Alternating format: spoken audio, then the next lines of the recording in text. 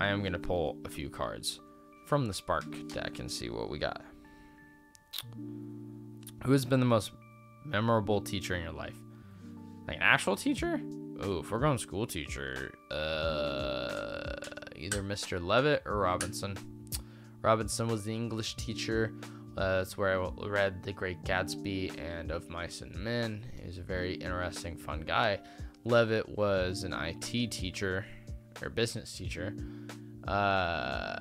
Didn't necessarily think he was the greatest teacher when it came to information, but he was fun. He shit on me every day and bullied me, but it was fine. He just fucked with me a lot. And I don't know, it was fun, but he's also kind of a weird dude. He's a good teacher. What cheers you up when you're feeling? We went over this last week. It's music. Who doesn't love music? What is the best compliment you've ever received? Honestly, the one that sticks out with me, if she watches this, I will be fucking shocked.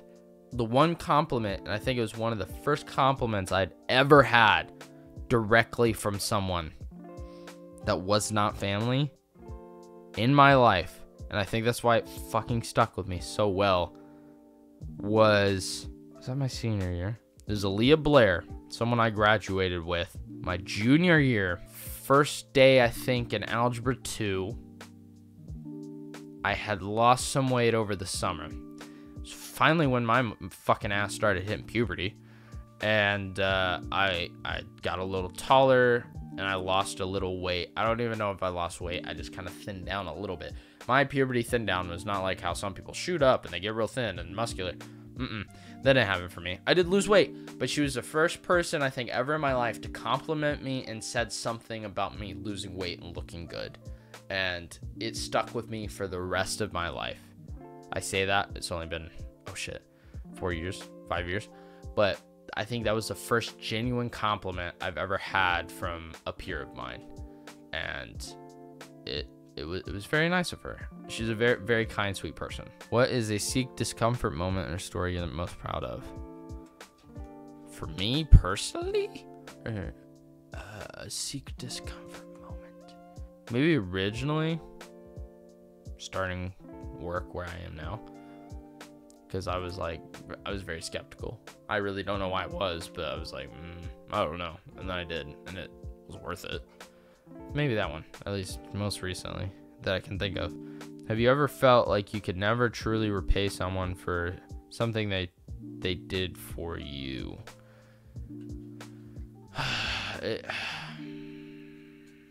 I think for both Noah and Bailey and certain people, I think just being there for me in certain situations, that's hard to repay someone. And I think that is it. I think in some way I want and will be able to repay my parents for everything they did for me eventually in life.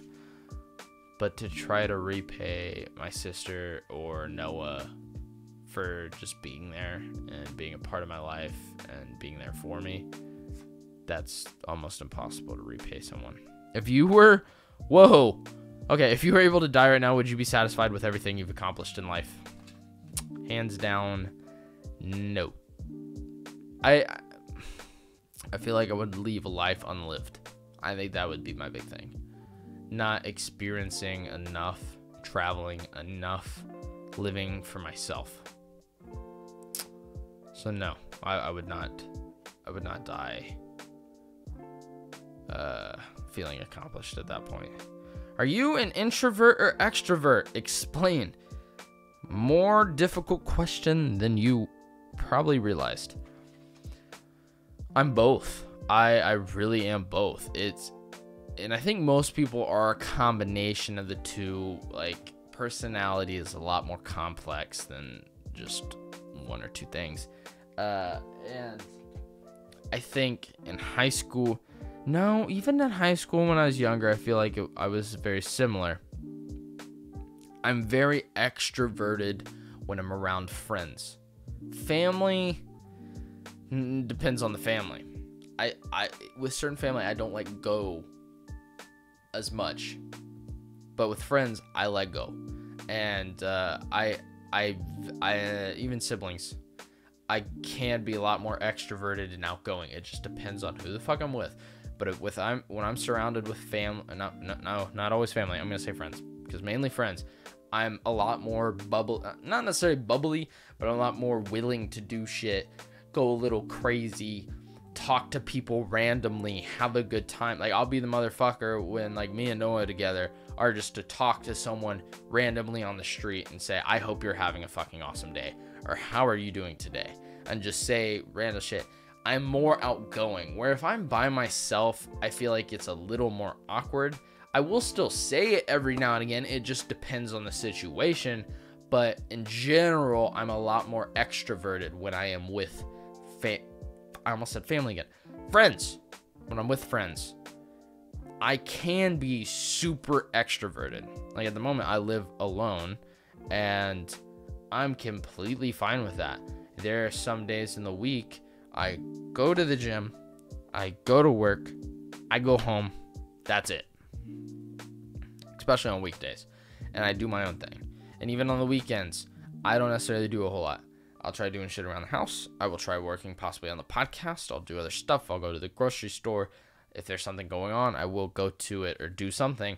But for the most part, I'm fine with staying on my own. Are there times I want to go out? Yes, but I'm not also the type to go out on my own or not with other people. Because one, it's not as fun when you're not with people you want to have fun with. And two, when I go out, I also want someone else to enjoy it in the memory and be a part of it as well.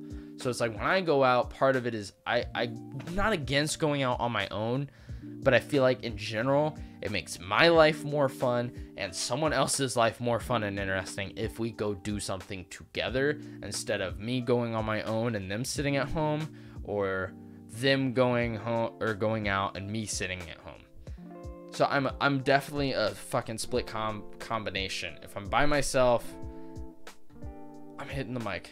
If I'm by myself, I'm definitely more of an introvert. If I'm with friends, I'm definitely an extrovert. It just depends on the scenario and situation. I'm a toss-up motherfucker. I've always been that way. It just kind of depends. But I think that is going to call us. This is a little shorter episode. Didn't necessarily get into anything too crazy this week. I'm going to read that book for next week. We're going to get into more interesting shit. We are going to do some more stuff this Christmas season, and I think it will be a lot of fun. I hope you guys had a wonderful Thanksgiving. I've said this 4 times.